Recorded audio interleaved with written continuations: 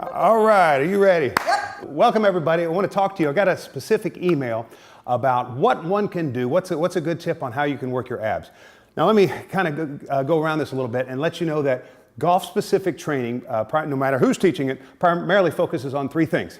You've got your core, you've also got flexibility training, and then last but not least, balance. And the three of those really make up most every golf-specific training program there is. Now, you might think, oh, okay, so you're going to talk about the abs. That must be the core. The core is not just your abs. It's also made up of your inner and outer obliques, as well as your lower back. And so the abs, the obliques, and the lower back, basically the whole lower portion of your torso is what makes up your core. But today I'm going to talk about abs. Now, what's the secret to working on just your abs? Well, the first thing you've got to understand is that you've got to sort of cut your abs in half. You've got your lower abs and then your upper abs. And the sequencing here is very important. If you will do me a favor here and give yourself a little lower lumbar support, straighten your legs here and lift those legs up. This is a lower ab exercise. Let's do a couple more of those. Lower ab. Anytime you're lifting your legs to the midpoint, that's the lower abs. All right, now let's go ahead and lift your hands up straight up in the air.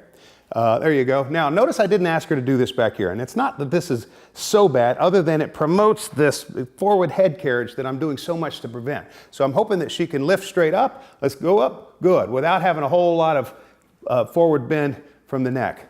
Good. Excellent. Now here's the thing. Here's the most important part.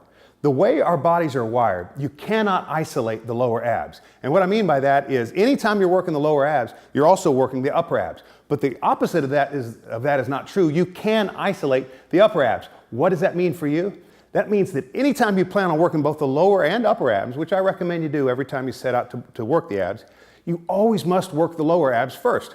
Why? Well, remember, the lower abs require the upper abs. So you need to do those first, because if you did the upper abs first, they would be too burned out to assist you with the lower abs. Now, whether or not that makes any sense at all, don't worry about it so much. But just remember this, start with the lower abs and work up. Now, how much do you do? Well, you do it until you're exhausted. And so she might do a set of 10 of these leg raises. Give yourself a little lower lumbar support again, Jen, please.